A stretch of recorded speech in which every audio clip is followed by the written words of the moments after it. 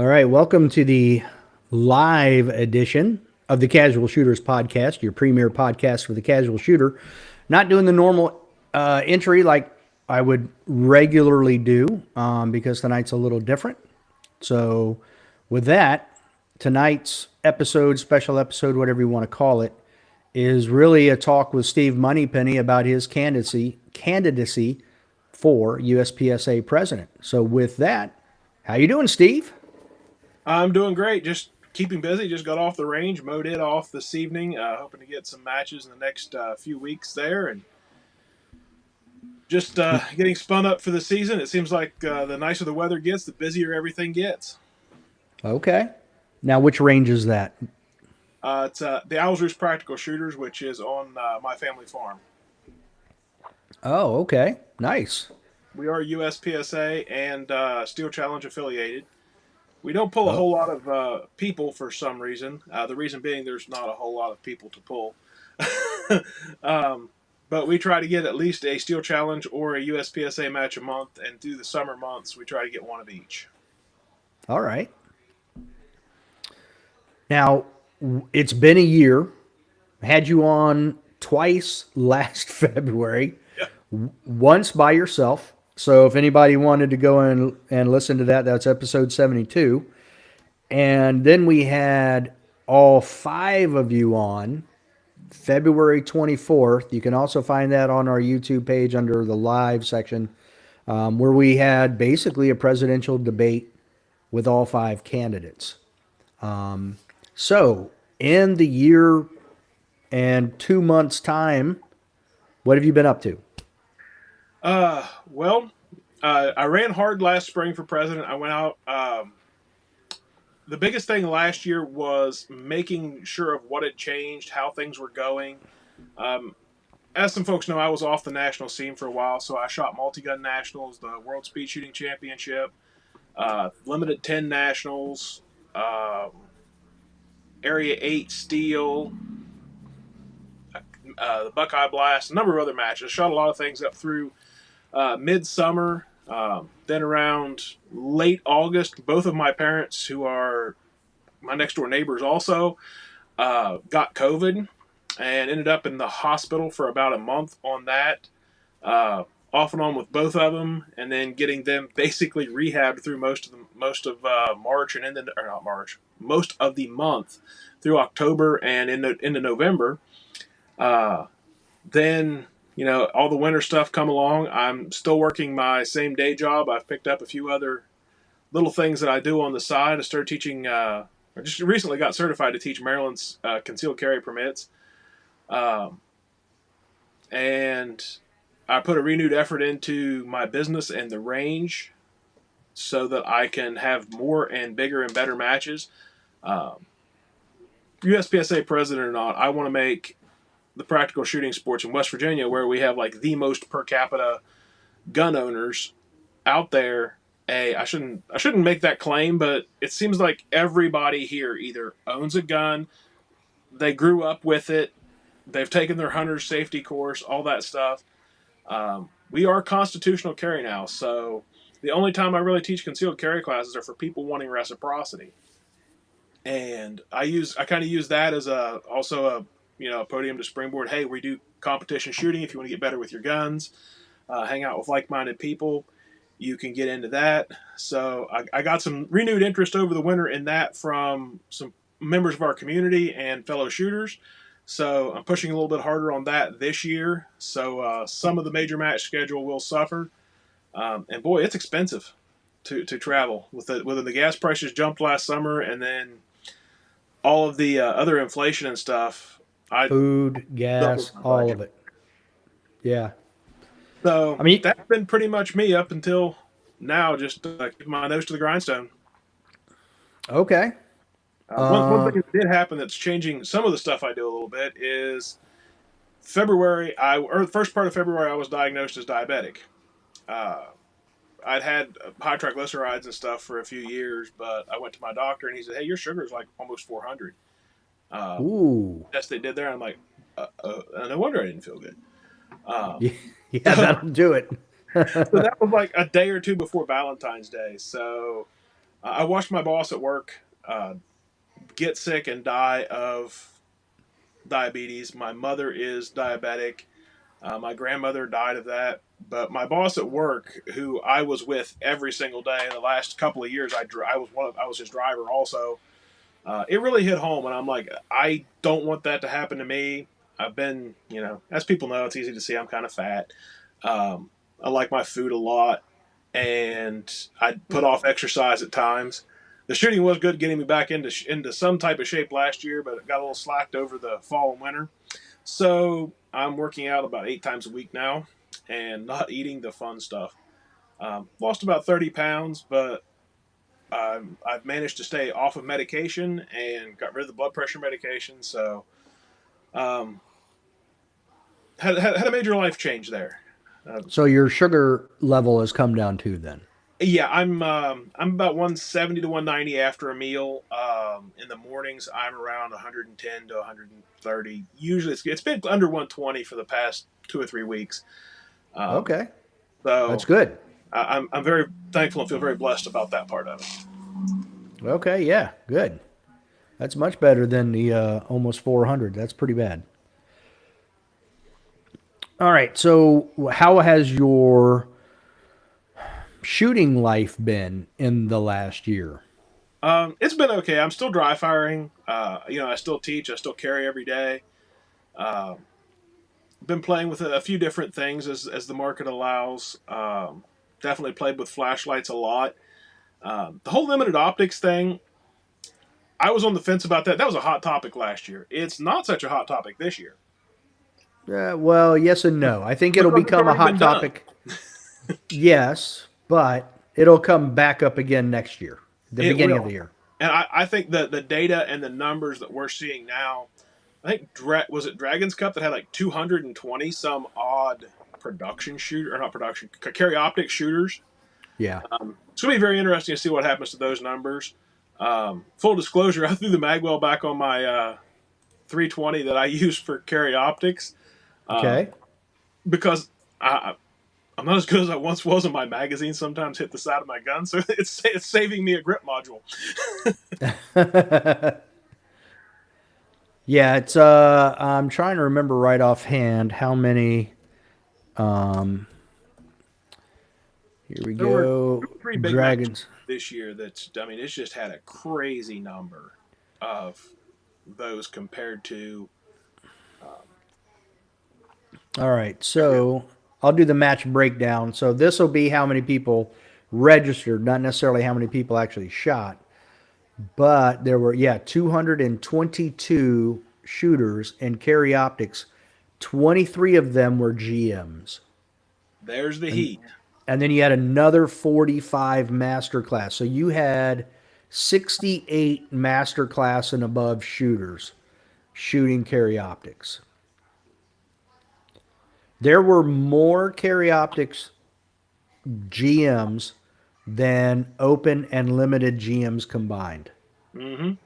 So you would have to add open, limited, and production to equal carry optics. If you add revolver, you end up with one more GM in the rest, not counting PCC, okay, but pistol Yeah, shooters.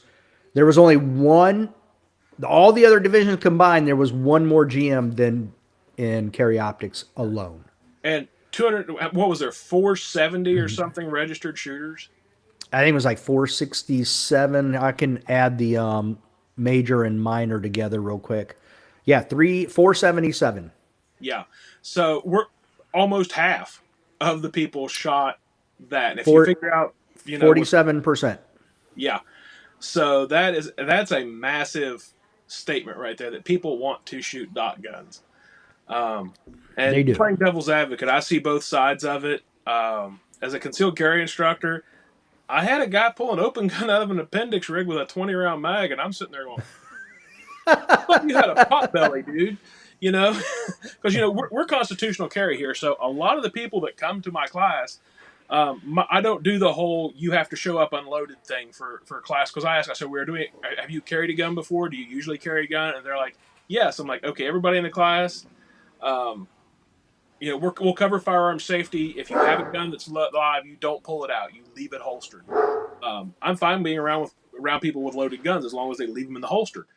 So we get to the range, and I get up the target and do my little talk about shooting, and I kind of look around. They're kind of like, "Go get your gun," and because I do have a 22 there that I have on a table. He's like, "Oh, I've got it." Pulls up his shirt and pulls out a 320, the 20 round mag in it, or 22 round mag, and I'm like, he did have like a little carry mag well on it instead of the big flared one. But I'm like, well, some people's frames hide guns really well. Yeah. So yeah, I've also been to a USPSA match where this dude comes to the line, kind of a stocky guy with a sweatshirt on, and I thought he was watching the match. He had ear protection, he had like cheap Walmart eye protection on, and fluffy ears that weren't magnified or anything. So I thought he was just there watching the match. He walks up, they call his name, he walks up to the line, and they're like, "Make ready," and he pulls up his shirt, pulls out his gun, loads it, and I'm like, because this was right after they allowed appendix carry, and I'm like, that's awesome. I love to see people using their carry gear, training with it, seeing where the flaw is going to be. So I can And, see this and I really think I taking think off. level one matches is definitely where that is going to be done. You know what I mean? Oh yeah, definitely. We've been blessed, I guess you would say, to have a lot of our police officers come. Good evening, To, Chris. there's one guy that shoots in Putnam County that he comes on duty because we're in his city. It's in his bailiwick. If he's not on calls, he will come and shoot the match in his duty gear, literally in his Nice. cruiser in uniform. And Awesome. I think that's absolutely awesome. That is the idea of USPSA and IPSC from the beginning. All right. Now we got into it a little bit with limited optics. We talked a little bit beforehand about how things have been going, but let's start right now with your candidacy stuff.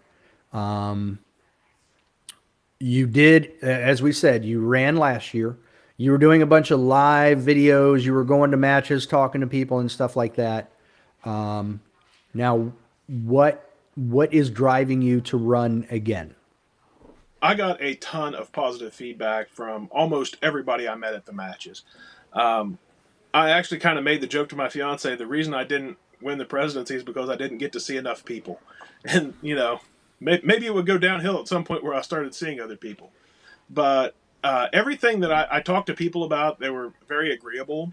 They want to see their sport ran as a grassroots sport. They want the organization doing things to help the local clubs. Yes, we put on nationals, but a lot of the smaller clubs and stuff, I shouldn't even say smaller, a lot of the club level and even section level folks feel that they are the ones that are supporting and propping up the big matches like nationals and the area matches, which they really are. And I've had a number of them ask, "What is USPSA doing for me?" So I give them the response that headquarters gives when you ask them what is USPSA doing for me. But there's a few things like I'd really love to see a better club program manual, some marketing stuff, and I will say that a lot of the things that I had wanted to do and I still want to do, but they've already been implemented. For instance, we now have a Steel Challenge committee, an Mm-hmm. entire committee of themselves to run Steel Challenge. What they do is, the board has oversight over everything, and the president's a member of every committee by de facto. So we also have a multi-gun committee, which happens to have the guy that is running nationals and a few other folks that are multi-gun specific shooters that also enjoy USPSA, uh, going to having meetings, doing things to bring recommendations to the board. So by having a committee presence on that, it takes a lot of pressure off of the area directors. Um, there's only so many hats a person can wear. The more we can spread out the workload, the more work we can all get done. So that's been one of the biggest things that I feel that USPSA has been doing since then to help out, and I want to help continue that. Uh, Real one of quick, the other things that, Steve. yeah, Since you're talking steel challenge, Mhm. a year ago I asked you what you thought about the stages for steel challenge, and you were like, you thought they were good. Everybody seems to be happy. Do you still feel the same way with that? Everything that I've gotten talking to the Steel Challenge people is don't screw up our sport. Okay. So I'm going to believe them. I'm going to believe them. So leave it alone. In my opinion, leave it alone for all major matches. There's already a provisional thing which I use in my Steel Challenge match. I have a plate rack. I knocked down one of the plates. I just painted a different color, and that's a stage. There are a bunch of old Steel Challenge stages which are not world record stages. In all honesty, they have absolutely no business being in the World Speed Shooting Championship. They are insanely fast. Like Double Trouble is a 18 by 24 with a 10 or 12-inch head. So the targets are set up with one of them in front of the other. So, you got kind of a body and a head to it. And it's two to the body, one to the head as fast as you can do it. I'm going to tell you, these kids are blinding fast. And when I say kids, I mean the teenagers. They're doing sub-second because we're talking about doing this with a PCC or a 22 carbine or 22 pistol. There's no draw. So we're talking about times of like Right. there's one that's got one plate on either side and a 18 by 24 in the middle. It's like 3 shots. So all these stages are something you can do on a level 1 match. You can throw anything you want out there as long as you're doing it under that auspice of a level 1 match and call it a Steel Challenge stage. But obviously those don't get sent in as classifiers, and I don't think they really have a place at as a classifier because it gives people the opportunity to just set up something that they think is fun. And it in my opinion, to me as a shooter, it stagnates shooting the same 8 stages all the time. I love it. It's a superb challenge. But I like seeing a different stage here every now and then. Yeah, it is the exact same thing every match you go to. Yeah. At the same Now, time, that allows a level of competency shooting that specific stage that is not available in USPSA. yeah, now let me ask you a question. Did you see the side match at Carry Optics Nationals last year that Isaac Lockwood won? I was not there, but I have seen the videos and Okay. I blinked a couple So times, so I was glad I could replay it. so why not do something like you were talking about, set up just a super fast side match at World Speed Shoot? I think if people want to do that, if there's available bays, I think it's awesome. So one of the things that I was gung ho on is the history of the sport, and I'm a big historian myself. I like to know, like one of my favorite heroes is George Washington. I like to know the things that happened, and when I travel, I usually end up reading more about the place after I've been there or before I go. Just learning all the neat little nuances. So the funny part about that is that's how the original steel challenges were. Back in the mid to late '80s, they would have a side stage that was sponsored by a company. A couple specific stories that folks, one of them being Jerry Micklick, that told me. He's like, I knew what time I had to shoot this stage in. I don't know if it was a plate rack or something of similar. But I knew what time I had to shoot it, and so I walked up and put $100 on the table. If you if you heard Jerry talk, and then I just shot it at that pace till I hit all the targets. And out of that, you get the worn out gun that they used to do this with. If you win that side stage, there were times when Benelli did a shotgun stage where whoever wins the side shoot wins the stage gun. Um, hey, I didn't know we were bringing pets. This is my horse. One um, of them. He's the small so, horse. so yeah, I feel that side stages, if we can have them there, have a perfect place in there, gives people some things to do while they're waiting, and it adds a whole new level of challenge. I'll throw another cute one out there. Bob Vogel and I, when we were children, I posted one of the picture of our. I joke about children, but we were like 22, 23. Um, We shot a side stage. And if you get DQ'd at a side stage, do you get DQ'd from the match? It's a good The question. answer to that is yes. That I That's what think I a thought. lot of them went down. So as it turns out, the holster Bob was using during the rules of the time at IDPA weren't quite legal because it was just he's very skinny. I would have been fine with that holster because I've never been skinny, but Bob was not. And they come up and they're like, "That doesn't fit." Well, excuse me, the gun's too far from you. And then they realized, and then the question came: Is that the same holster you've been using for the whole match? Uh-oh. So, um, Bob didn't win that match. My joke to win a match is you have to finish the match, don't get DQ'd. We had already, we were done.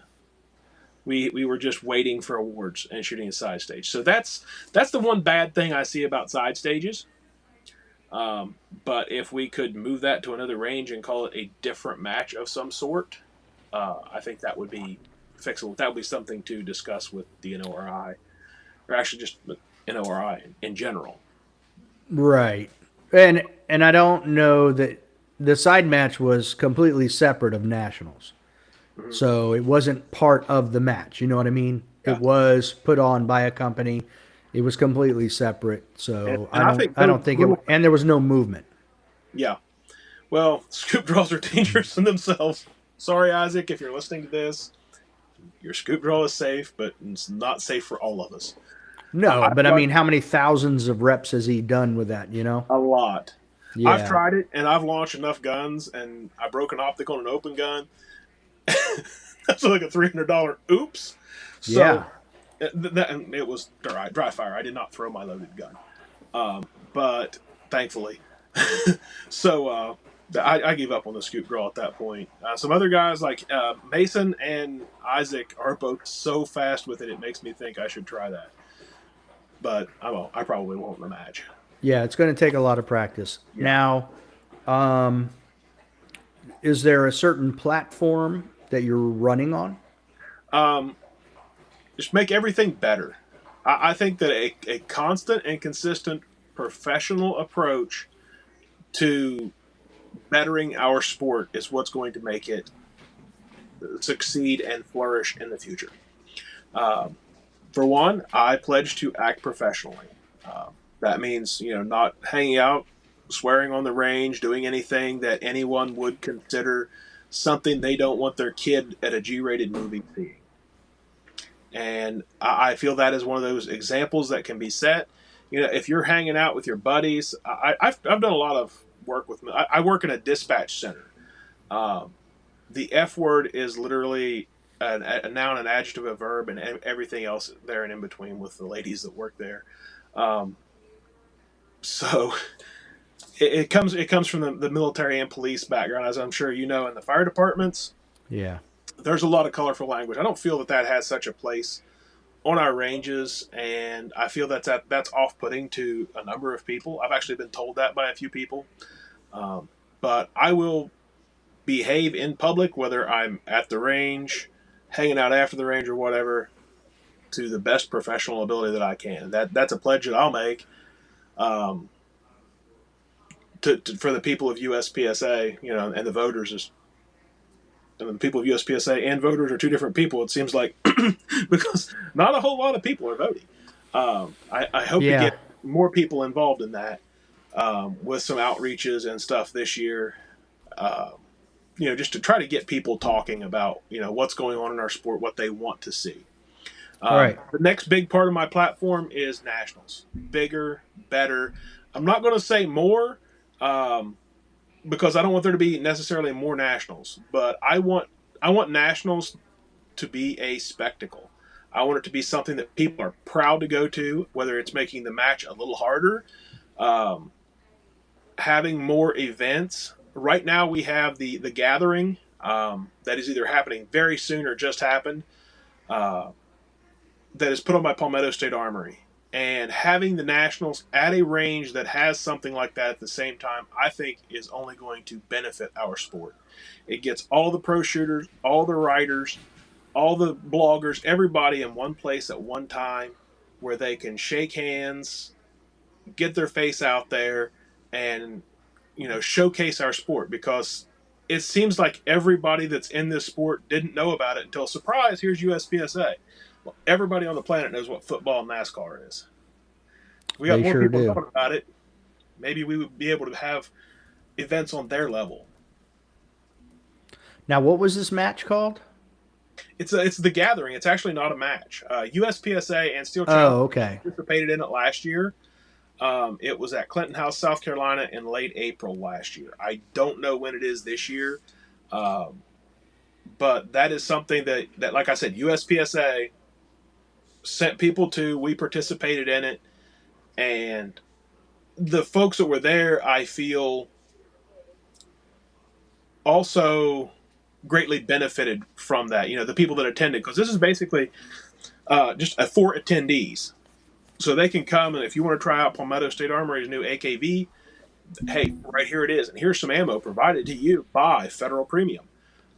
Here, shoot this Steel Challenge stage with it. This is cool. I like it. Well, since you're here, you like this. We actually have a whole sport based on a few stages just like this. So from what I heard, I know Jake was there. At least I think Jake was there. I know he talked about it.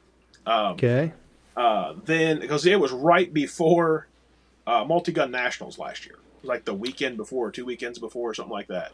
Yeah, it was June. It looks like June 8th of last year, around that time frame. Maybe Somewhere right around. being a lot of brass from a machine gun on my bay. Oh no, you know what? No, I'm incorrect. The 2022 gathering took place March 18th to 20th in Clinton, South Okay, Carolina. and April 1st through the 3rd. So yeah, 2 weeks. 2 weeks later. Yeah, because there was 7.62 by 39 brass like in piles on my bay. I'm like, what's all this doing here? Well, I shouldn't say Now, brass casings. before I understand what you want to do with nationals, but how does that fit in with the financials of the last few years of USPSA? So, and I'm not, when I say this, I am not pointing fingers. I'm not slighting anyone at this. There's a few statements that may be kind of pointed. When I started shooting nationals about 2004 or 5, it was $300 or $325 to shoot nationals. You know how much nationals are this year? Same price, said 325. Yep, 20-ish years ago. We're almost. Right. So I can tell you how much it would cost to shoot a section then too. It was $80 or $90. It's $180 or $90 now. Right. All the other prices have gone up. Right. So the hotel prices have went up. The food prices have went up. Every single thing costs more now. And I realize it is our duty to put on nationals, but it's also not our duty to lose money on each of the nationals. So we need to come up with a study to see how much nationals should cost. What things can we do to offset the cost of nationals? I do know that while Mike Foley was president, that we worked, and I'm not saying that people that are there now aren't doing this, but I'm saying that with more people and more time, we can do more things, and I will be working very hard towards that. We worked with Polk County to get the RO's hotel rooms, I think, were almost written off. They were very cheap down there, and that was in Florida at the Frostproof range. And there are things like that. I know personally, I work with our county commission very closely here, and they'll do a $5,000 or $10,000 grant for that level of people brought into our area. We're talking about a weekend's worth or a whole week's worth of. Let's just use Dragon's Cup for an example. 477 people for a week. That's a lot of motel rooms, and our county gets 12 or 11.5%, I think, of those. So a lot of more math than I can do in my head right now, but they make a pretty decent chunk of change when you factor in just the occupancy tax of the hotel rooms. Um, Okay. so there are things that you can get the local municipalities to do. I know there's some places in Kentucky. I don't know if there are ranges there that do a lot to bring people to their area. So working with things like that politically, that will help to defer the cost of nationals. I hate to say this, and I'm not a give us more money thing, but there are some things where the price is just going to have to go up. I don't want that, but I also can remember the last time dues went up. They went up from $35 to $40. I think it was 2003 or four. It gets fuzzy, 20 years ago. But I was a member then, and it made me mad. And in a couple of years, I didn't notice it. Um, I'd like to defer that as long as possible, but I do feel that we need a multi-year budget in place with reviews so that we can plan for that. And I know there are guys working on this. I want to be as transparent as possible to folks. Okay, hold on, Steve. I got to ask you, how do you know there are people working on that Because on a multi-year budget? well, I've had conversations with a few different area directors. My area director, Rick Steele, we've had a couple of conversations here and there about having a budget for the future. And I can't picture with the conversations that we have had. I can't picture them not looking forward in the future to see where it's going to be. Now, there's been so much turmoil right in the recent past that I think all of that the mental capacity has been put into trying to figure out what the heck's going on. Okay. But I know we don't have a budget right now. That is something that, as president, I'm not sure how much control I will have over. As those rules have changed, and as the people that are following this closely know that they just voted to reduce the 2024 president's salary from 66,000 to 50,000. Yeah, I don't know if you knew that or not. Yes, I try to keep my ear close to the ground, and I luckily Okay. I have quite a few friendly constituents that say, "Hey, did you hear about this?" Because I think mainly the reason they do it is to see if they can get one up on me. So at the same time, it's a competitive it's a competitive endeavor here, or did you hear this or did you hear that? I'm like, no, where'd you hear that? So luckily, I think I stay pretty up on current events with that. Not anything inside that's not public, mainly because I don't want to repeat something that's going to get myself or other people in trouble. And I think that's another important part, kind of segueing into that, is the transparency that USPSA either has or does not have. It's apparent that things are getting leaked out of board meetings before the minutes come out, before any of that stuff comes out. I think there's two ways to seal a leak. Either you plug it or you open the dam. So if everything's going to be out of the board meeting 20 minutes later for 5 people to put on Instagram or Facebook, let's televise it. Old word, So, but. right. Well, I mean, legally, I don't know that. I mean, look, there are certain things that have to be done in executive session. If there's an Right. employee issue, privacy issues have to be controlled, but everything else can be streamed. So, Mhm. are you saying you are a proponent Yeah. of streaming all meetings? Yes. I will Okay. throw that out there that I am in favor of that. And if I am president, I will ask for a motion for that. Um, there are things that have to happen. Um, I think we could do that. We could organize the agenda so that we don't waste people's time that want to, watch the meeting. So what I'm saying is, excuse me, if we're going to go into executive session, say, look, this is how long we're going to be in executive session, or we'll move that to the end of the meeting and say, okay, if you're going to stay on this live stream, you're going to watch this poster for the next hour. We have to go into executive session. Thank you. Yeah, and Uh, that's what you do.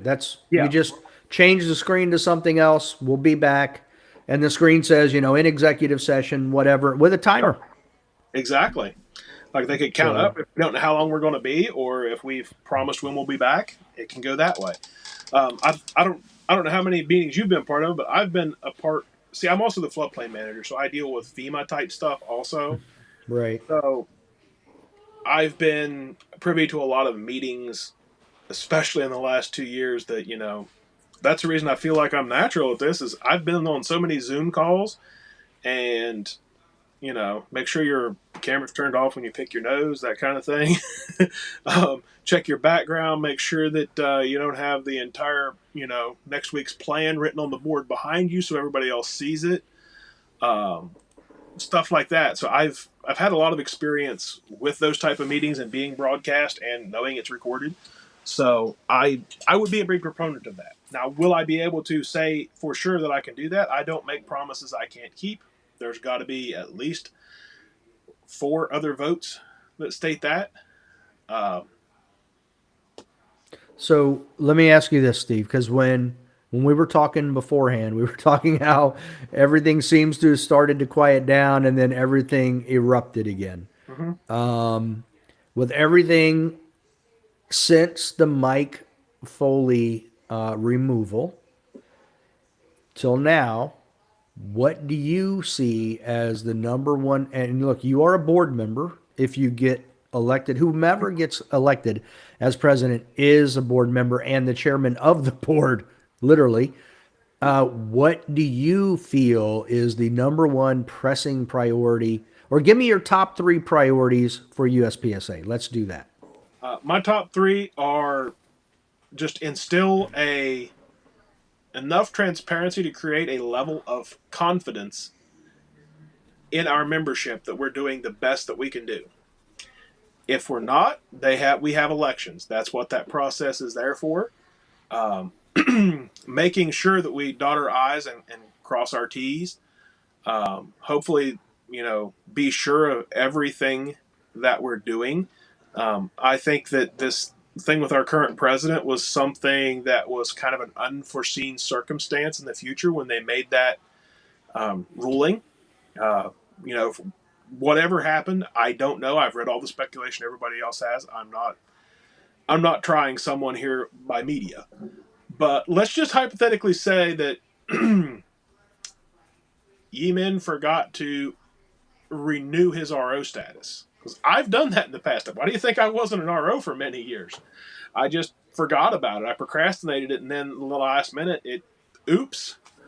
Um, that would remove them from the presidency or area directorship also. Um, Mm-hmm.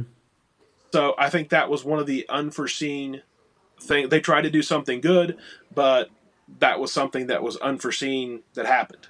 Um, Obviously, I see a change in the bylaws that are going to quickly reverse that, so that's not something hanging over the board's head.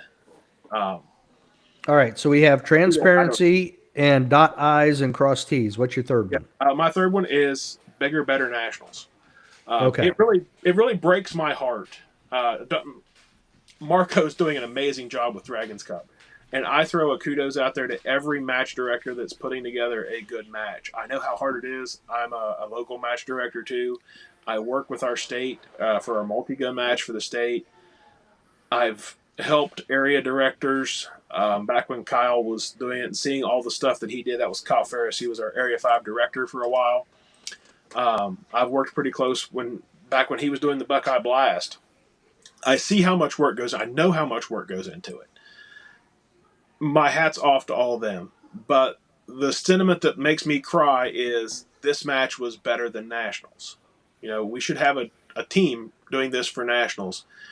And whether we need more people on that team or however it is, it should be these matches are as good as nationals. Not everybody saying, "Well, this is the match" or whatever.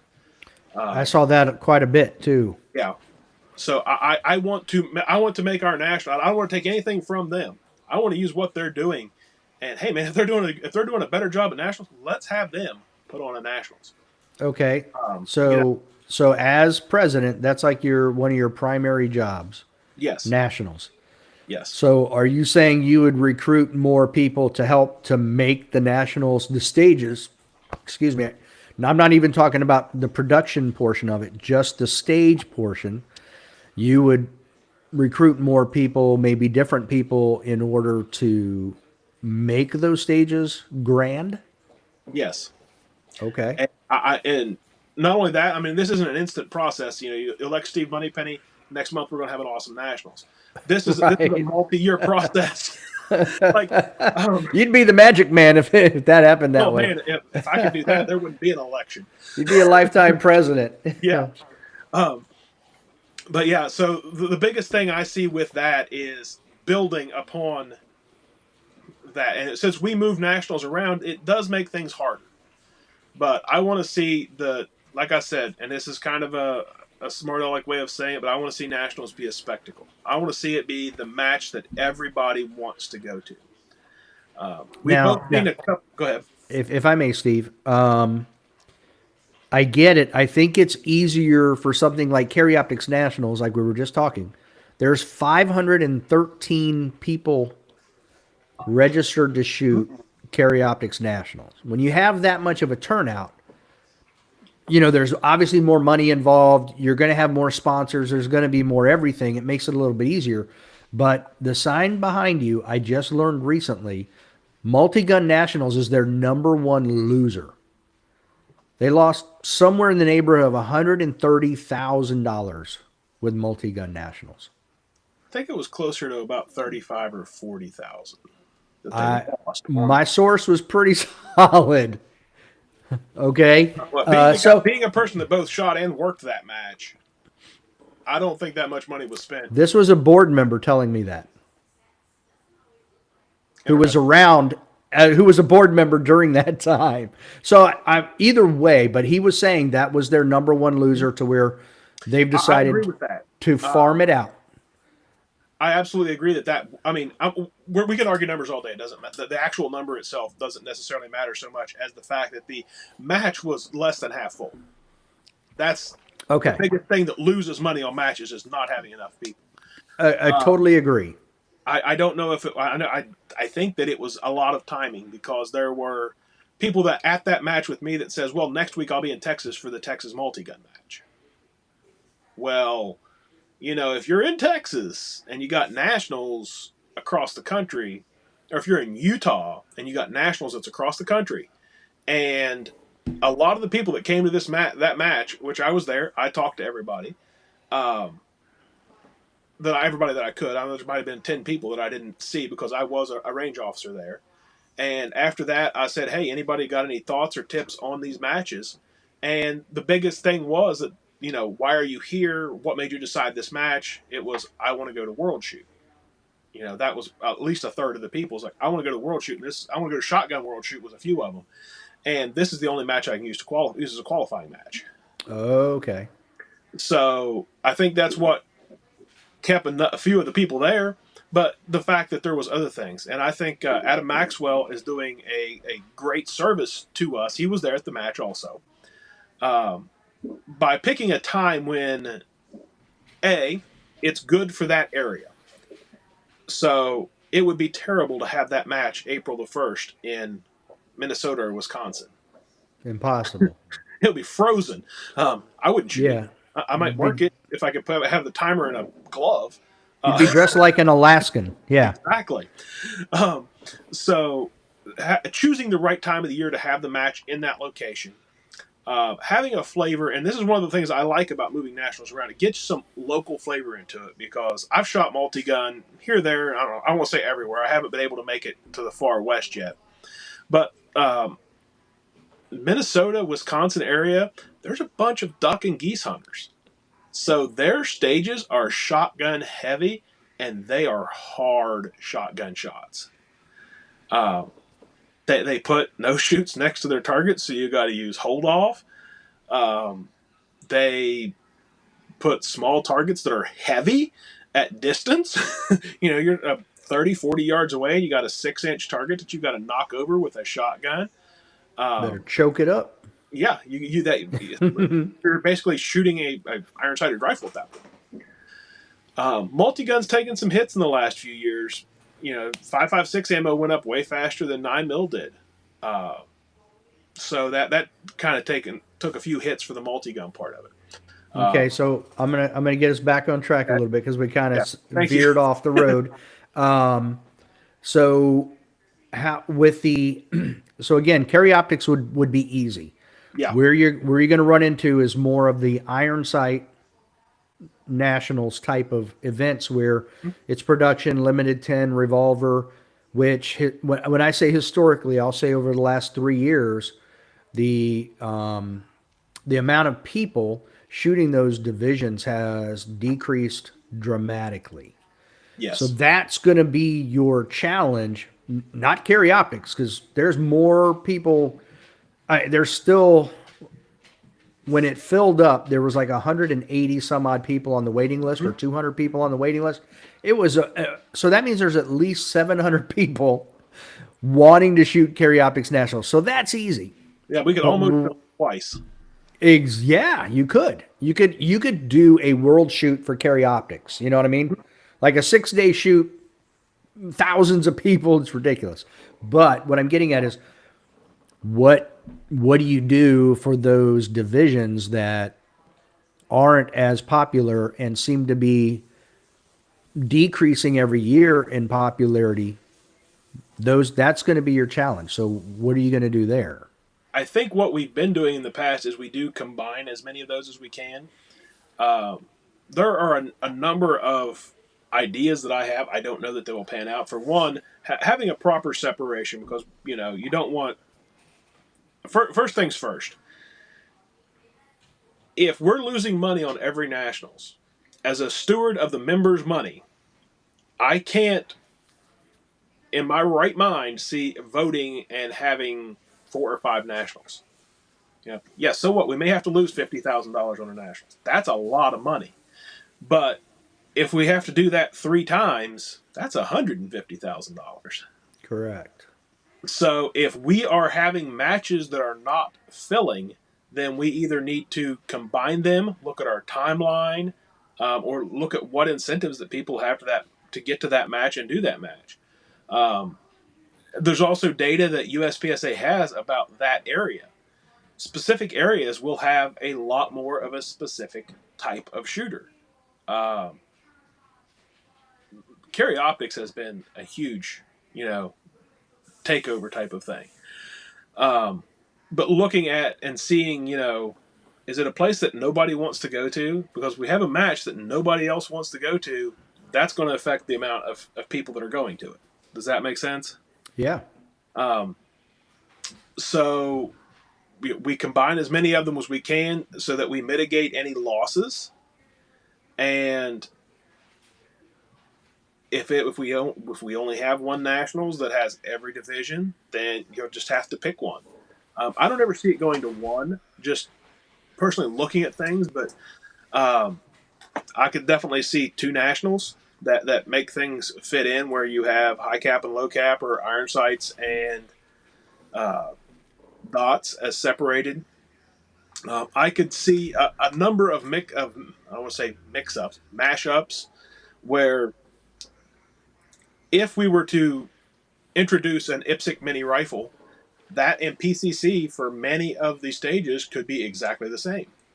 And that is another, it is popular in countries where we're not allowed to have military cartridges. Because there are a number of cartridges in the European Union that you can't, that's why 9x21 exists. We can't have military cartridges as civilians. Right. So that kind of negates most AR-15s and stuff like that. So they have mini rifle, which is a 22 caliber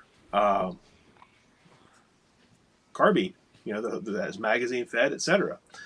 So maybe a mashup like that. There are a lot of sports out there kind of getting their start and kind of seeing where that becomes and where it brings.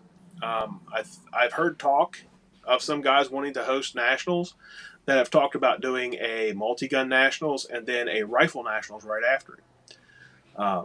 There are matches out there that fill up, and we can work with those matches in that area. For instance, have you heard of the Clash Bash? Yes. Yeah. AK. Yeah, Yeah.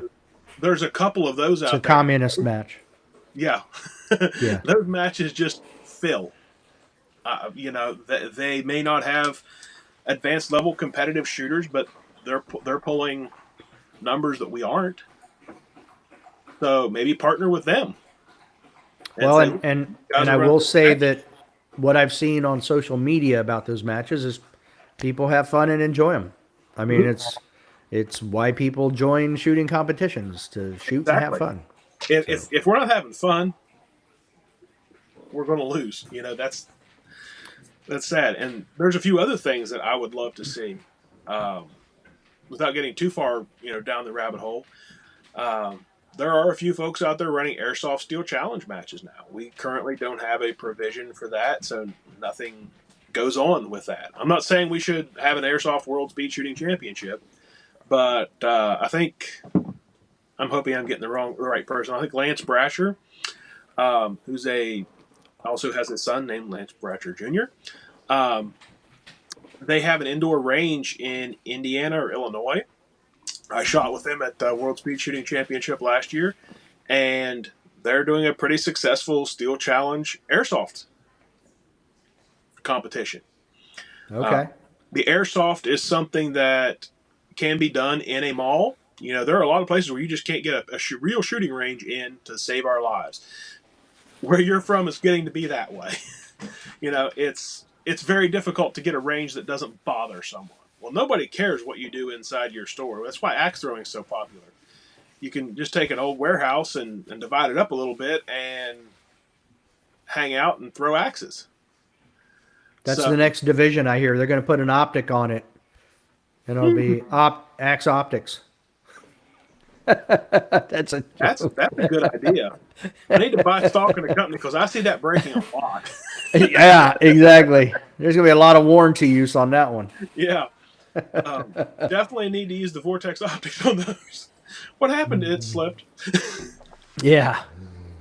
Um, so yeah, looking at ways to expand our sources of income. I know there were things that were done in the past, and a lot of these things could be done again. Um, we have USPSA logos on some ammo boxes. Uh, Having the support of those ammunition companies is a huge thing. Nobody shoots more than competitive shooters. I will guarantee that. Maybe the Indian Army or something like that shoots more than the state of West Virginia does. But but when you start looking at the volume of ammunition that competition shooting uses up, uh, using those relationships to grassroots market to all the other gun owners. Like I said before, everybody that I get in, that I ask their story. How did you get into competition shooting? It's like, well, I didn't know it existed until, well, if you walked into every gun shop in America and there was a USPSA logo and a QR code, it would be harder and harder to miss that. Sure. Well, and I do believe that, you said QR code technology these days would definitely make it easier. But I mean, that would be much more complicated. That would require a lot more outreach and a lot more work on the board of directors, getting to the section coordinators, getting it down to the locals to be able to work with all the gun shops doing that. I'm not saying you can't do it. I'm just saying it would Right. take a lot And more I understand coordination. that. Yeah, I will go out there and say this about myself. I'm one of the hardest working individuals that I know. The people that I've worked with at matches, I don't think there's any of them that's going to say that, there's a whole lot of people that work harder than I do. So to some people, the joke behind this is if you want something done, find a busy person because are the ones that tend to do things and get things done. I mean, look at the amount of content you've put out this year. Uh, we were episode 72 last year. What year? What episode you on now? I've doubled it. Yeah, at least. Oh, I Yeah, thought you were two something. yeah. I No. well, I'm in season 2, but I'm over Yeah, 150 episodes. right. Yeah, Yeah. so you're putting in a lot of work. Could you imagine if USPSA's podcast was that way? I'm not saying anything about the people that make USPSA's podcast. No, I know you're not. Yeah, your reach is much further. So I'm not afraid of some hard work. And there's some stuff that is not my job as president that I'm not afraid to do anything. I'll sweep the floors if it helps. For those people that know me around the range, You might see me carrying a table, or you might see me setting up a prize table. You might see me standing outside, kicking the brass off the stage so nobody else gets there, gets hurt on it. Yeah, I'll do whatever it takes. I will help whoever needs the help. Now, okay. Now, there's a couple of things that I think are pressing that people are going to want to know answers to, and there's a couple of them. So it's going to be a two-part question. Okay. One is, what are your thoughts on banning members? Like, when should it happen? And the second part is, for you, your belief, your opinion, when does a USPSA member cross the line when voicing their opinion? Those are really difficult questions. They are. The That's first why I thing that I asked. want to say is I don't think banning people is pertinent. Okay. I'm not going to badmouth the board, but I'm going to put it this way: what did that solve? What did it fix? So I'm not even going to name the people's names that got banned, but I will tell you, every person that got banned, it propelled their platform for a minimum of 2 to 3 months. It gave them legitimacy. Well, it hasn't stopped since that happened. It hasn't stopped. And that hasn't stopped. So I don't feel that it solved anything. I get that. I'm sure they were hoping that it would, and I'm sure that they were extremely frustrated. Yeah, it frustrates me when somebody asks, "Well, when's the last match you shot?" I don't know. When's the next match I'm going to shoot? It should be May the 8th or 9th or something like that. Maybe it's the 7th. But anyway, yeah, I have a match planned then. But what it comes down to is I think that banning people should be for cheating offenses and things that are. I'm going to step back to some college and some legal terms: mala in se and mala prohibita. If it's not something that's specifically prohibited, and it's not something that's inherently evil at the time. So Okay, I like that. that's kind of the litmus test we use in our justice system. So, a couple of those guys were asses. I mean, they were rude. When I mean that, I mean they showed their ass. They were very rude to a number of people in USPSA about USPSA and to the USPSA membership. That's what got them banned. Did they specifically break a rule? Well, it's a vaguely saying you won't do anything to discredit our sport. So, where do we put in what discredit is? And the next question to me about when we start talking about banning people is, how do we do that fairly and equally? Scales of justice again. I know Well, when it's people that have vague said like some that, when pretty it's big things yeah, about when our it's vague like that, it comes down to subjectivity. And I've been on the range and I've been in private conversations where people said some very bad things about the things that some of our other people in the sport have done. At what point do we are not a communist or fascist organization. So I don't think banning people is something that should be done for anything other than direct cheating. If it's proven, and I also feel that the whole process of this is a little backward. So if I'm the president, somebody does something, somebody cheats. Okay?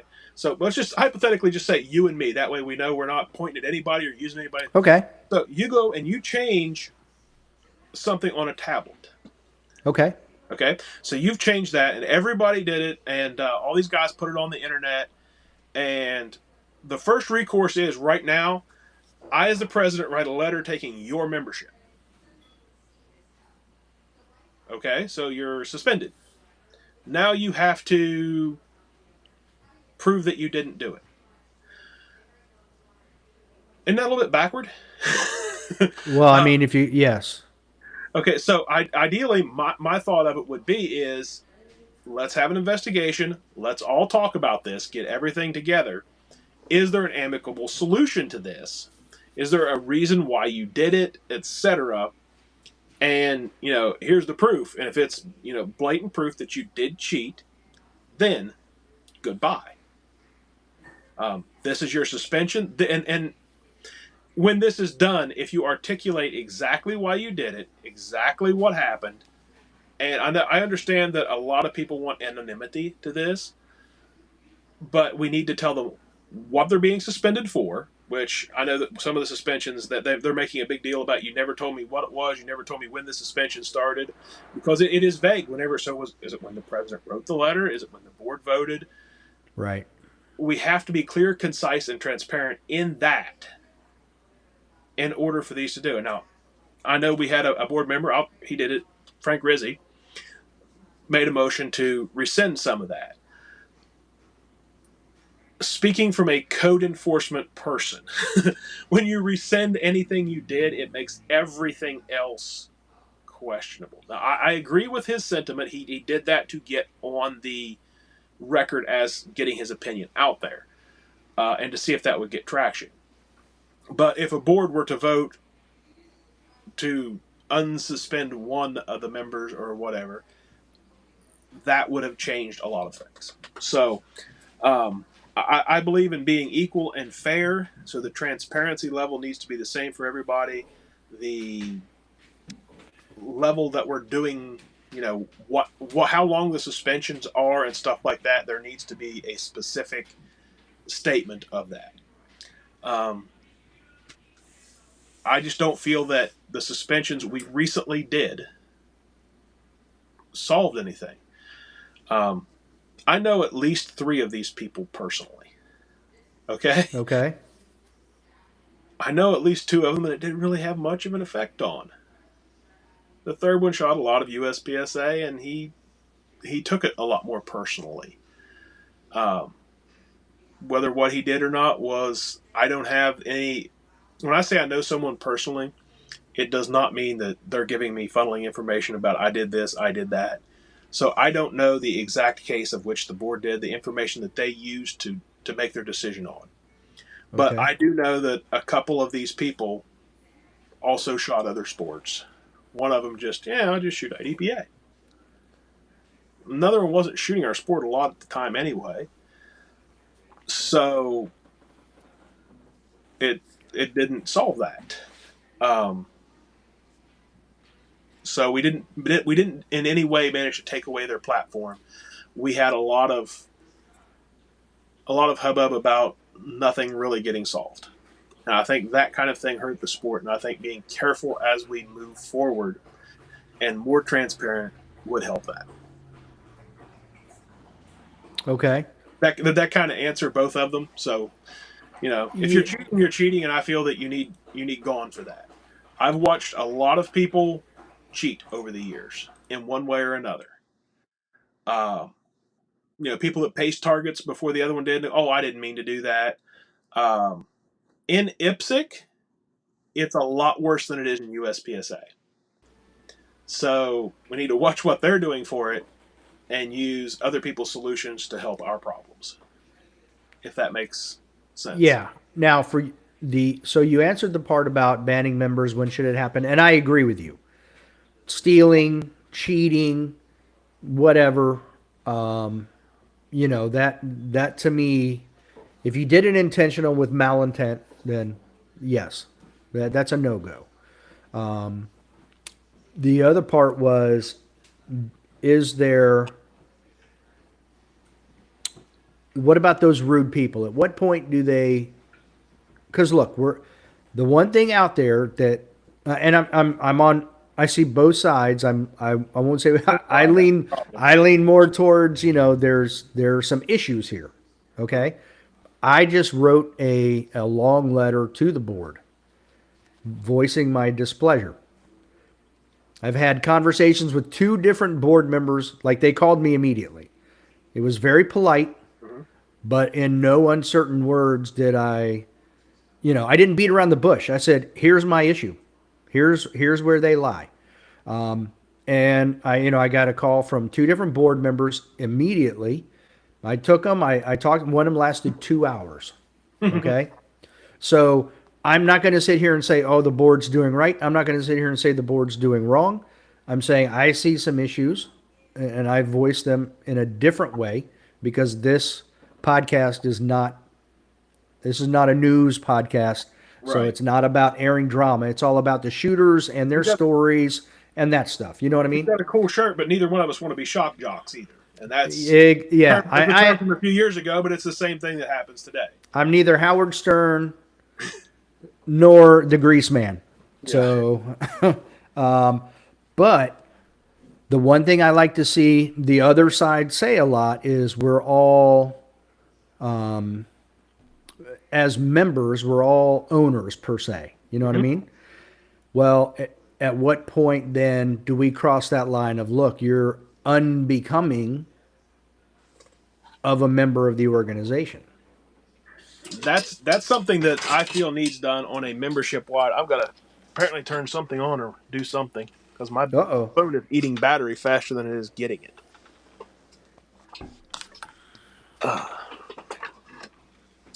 Sorry about the up close to my forehead. It says it's charging. That's all, it's all good. But yeah, I just got the 10% alert, and that's not good. Oh. So that line is something that I feel is very, very hard to draw. And if we are going Agreed. to use that membership to expel any of our members, that we need a specific line. We need a litmus test to figure that out. You know, basically, this is the things that are not permissible. You know, at what level? Because, you know, I could say McDonald's French fries suck all I want to, but I also can't stand there and slap the manager around because of it. You know, Well, and you also can't make false allegations. right? And there's a point where some of the things that some of these members have done, I feel would be and it should be better off served in a civil suit instead of publicly by banning them, if that makes sense. Okay. If you're going to make false allegations and you're going to do things that, because we are a for-profit corporation, I'm sorry, we're a non-profit corporation, but we are a corporation that is based upon our membership and making profit, whether we, you know, not keep that money or not.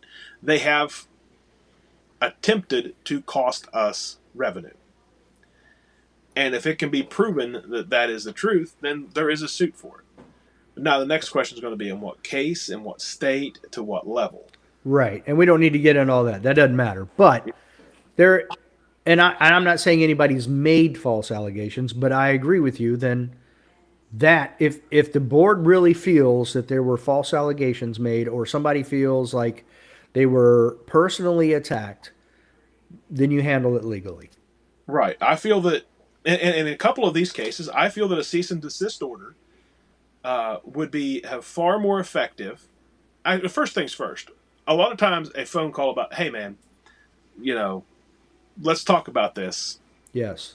You know, would be more effective. And if that does not work, a cease and desist order is the next thing. And if they do not cease and desist, then you continue with that. I know I have friends that have been in businesses that have had people that have done that just keep running their product down. And either it comes out in the wash and goes away, or they've had to file, you know, those orders and the motions and deal with that on a legal level. So that's never a tidy process either. I'll guarantee that part. Yeah. No, it's not. But that's the way to handle it. Now, all right, we're gonna shift gears real quick. Okay. And rules. There have been a lot of rules changes in the last year and a half since, you know, even right before, I'll say the last 2 years, because there were a bunch of changes right before the president was removed, since Mike left, and then all the bylaws and stuff. What are your thoughts on rules changes going forward? I don't like them. I completely understand and agree with things that being updated. For instance, the provisional division and going forward with things like that. Um, I feel that there needs to be kind of a moratorium whenever we put something into process. But it seems like, that was put in, but we found a way around it. Or we go to do something and then we realize that maybe there was a certain change that shouldn't have been made or should have been written differently. So I feel that the bylaws changes, I feel, should have been voted on separately. This was a very hot topic last year. Every one of them was completely fresh in my mind, and I actually kind of wrote a thesis on each and every one of them at one point that I kind of covered in different places. But I feel that each one of those would have been better handled separately and voted on separately. I think a couple of them might not have passed if they were voted on separately instead of an entire body package. Right. Right. So I'm against most rule changes. I feel that there needs to be a very good effort made, and I at the same time, when we look at those rule changes, there was information put out. There was information from many of us received back by the board. I know they got mine because I asked. And at the same time, for 37,000-ish, I've actually posted something about this morning, 37,000-ish members, a few hundred people just voice their opinion. The rest of them just don't care because they want to shoot. And they don't care. So at what point do we base that decision on? Like I said, I'd like to have a moratorium of rule changes. I don't think that we need anything. For instance, if they change the weight limit on production, hypothetically, I think it should take the next season to take effect. And the reason I say that is, so as most people know, I'm sponsored by Red Hill Tactical. So I've been friends with Bob King for most of our adult lives. So we've had some conversations regarding light-bearing holsters. Okay. So when we changed and we added lights to be allowed in production, he worked till his fingers were hot, making holsters to get them ready for nationals because everybody thought that was going to be a game changer. Now, we're 3 years into that, and I have extra holsters. It wasn't really a game changer. It's cool. If you want to do it, do it. But everybody had that perception that immediately we have to go buy this new gear to do that. I think if we say, look, we're going to make this change, we get your opinion on it, we put it into the change, I think that change needs to be the next season. There needs to be a certain amount of time left for that. And I think a lot of that stuff has been tidied up in the rules. That was some of the rule changes about how long it should take to do certain things. And I think going forward, the things that have been going are going to happen whether I'm president or not. I think that the changes that were needed to be made at the time that the board felt had to be made have been made, and I don't think anybody on that board is looking for more instant rule changes. I could be wrong. I've been wrong before. But it's my opinion, and I'll do everything I can to make sure that there's no immediate change without a full questioning of the shooters and members of USPSA. That doesn't mean just going to a few matches and saying this. Last year we talked a lot about doing surveys, and USPSA used some of that technology. I'm not saying I didn't really help them with it, other than hey, this is out there, and this is why I think they should do it. But I think they found some benefit to that, and that's one of the things that I've seen that I'm proud of them for doing is they've polled the group, seen what people say. They're trying to go with the majority. When you have a 60-40 split, it's somewhat clear, but you still got to realize that 40-ish% of the members still feel one way. If it's like a 90-10 split, that's a no-brainer. But when you start getting to a 50-50 split, it makes hard decisions even harder. It does. The survey was definitely good. The thing I like about the survey is the survey's out there. It gave you an opportunity to provide the feedback. And if you didn't then you missed your opportunity. That's Right. on you. That's not on the board. It's not on your area director or your buddy who shoots with you. That's Right. all on you. You had your. Mhm. I filled it out, and I could tell afterwards. My answers were a little different than some other Mhm. people's, Yeah. but I'm okay with that. You know what? I'm okay, and I'm okay with 60-40 split. Yeah. Everybody's getting their say so, and when the dust settles, it is what it is, and we move forward and we go with that. So I'm okay with that. Now, Steve, I have one last question, but before I get there, Okay. I want to see if there's anything more you or any topic we did not cover before I hit that last question. Oh goodness. Have we pretty much covered everything you wanted to cover when coming in? I think so. I Okay. think I pretty well organized my thoughts, earlier today. Okay. Um, I will say that the biggest reason I'm running for USPSA president, and a lot of people have said, well, you don't want that job. There's a lot of heat that comes with it. Is that I feel that I am in a unique position because of my experience, because of where I live. Because if I were living in upstate New York or someplace where there was a lot higher income, that I wouldn't be interested. If I were making $200,000 a year doing the things that I do, I wouldn't. I'd be more worried about shooting matches. But I think because of my unique situation, the experience that I have, my ability to negotiate and get along with everybody, I think it puts me in the position to be the best person for USPSA president. Uh, Okay. Somebody else may show up that just wows me, but that hasn't happened yet. Uh, Being able to move along and work together with someone that you don't agree with or don't agree with the way they're doing things, and being able to communicate that to them in a rational manner, I feel is one of my strong suits. And I feel if that happens, we can get a lot further than we can um, of having to, having arguments, having. I'm not saying anybody on the board is doing this, but being able to work with the public and make sure that their ideas, their thoughts, and their concerns are met, I feel gives me an advantage. Okay. Now you basically answered my last question. My last question was, why should they vote for you? So you basically answered that just there. So I'm gonna change it to a different question, Okay. and that is based on what you were just saying. And when I was looking back, it was a question we had for everybody last year during the debate. Is this going to be I know it's basically a part-time position, but is it going to be your full-time job, or are you going to stay with where you're at now and do this on the side? Um, the side has varying meanings. I'm going to put it that way.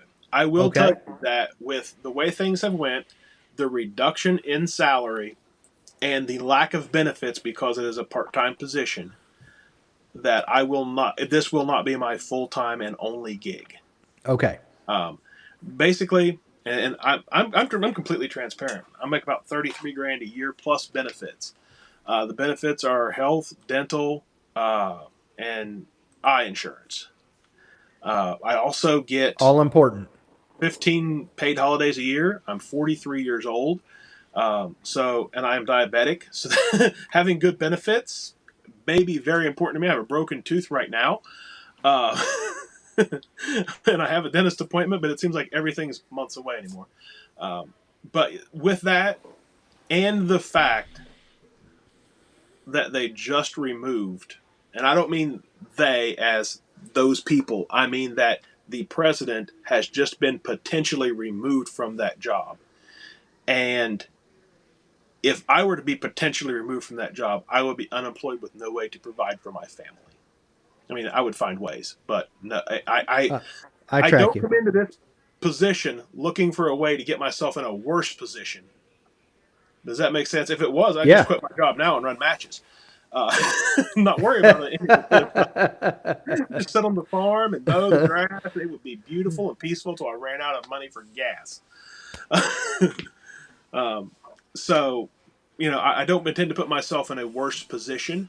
Um, will I put 10 hours a week, 20 hours a week? I will put in as much time as I can possibly get into it. I love the shooting sports, and I want to see them go. The biggest reason I'm personally feel that I'm so passionate about the shooting sports is I watch other countries lose their gun rights. We just lost a bunch of it happened with Canada. We're losing a bunch of USPSA shooters because of that. And when people want to arbitrate that, I say, look at every person along the edge that doesn't travel over here and leave a gun in the United States. I'm not going to name specific names, but I know a few people that, hey, they can't have guns in Canada. They got to drive an extra hour to shoot. They're just not going to. Those people I met at USPSA area and national championships. It doesn't affect some people like the guys that live straight across the river or the lake from Detroit and can just drive over. But it does affect those who are out there in the country a little bit that would have to go 3 or 4 hours. So that's affecting our sport. The handgun ownership is, Steel Challenge is a worldwide organization, by the way. I know most of us never think of it that way. But we're in South Africa, we're in Canada, Guam. I'm trying to think, so there may be one in Brazil right now. But yeah, it's worldwide. I think Czechoslovakia has one, or the Czech Republic, something like that. So yeah, it's a worldwide organization. So watching people lose their firearms rights, whether it's just a handgun right, which it's never just a handgun, it goes in deeper than that with our Second Amendment stuff. But whether it's the right to use a specific firearm or something like that is very scary to me. I want to normalize this as a hobby. Nobody would ever think if they outlawed football. Then no one would ever think they do that, but they're thinking about outlawing guns. And that's kind of one of the oldest, target shooting is one of the oldest sports in our country. It predates any of that stuff. The parlor pistols, where people sat around parlors and shot little cap guns, they date back to 18-something. So I want to normalize the ownership of AR-15s, Glock, SIGs, Berettas, you name it, and that type of firearm. And the best way to do that is through the competition shooting sports. Can't disagree with you there.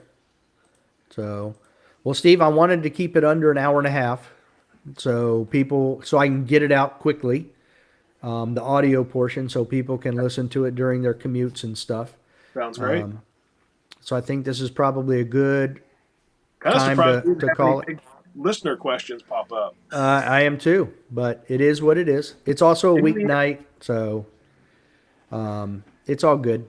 And it's not on Instagram where people can just watch it quickly on their phone. So, but that's all right. We'll put it out on the podcast. I'll get it out tomorrow, probably by noon, so people will have it available to them, because I know June 15th is when we start voting. So it's a little over, 45? Yeah, a little over 45 days away. We'll call it 50. So. Yep. So I have filled out all my information for the USPSA website. I've submitted the job form that they have. It hasn't been posted yet. Correct. Anybody that has any questions, they can go to stevemoneypenny.com. There's a number of ways to get a hold of me there.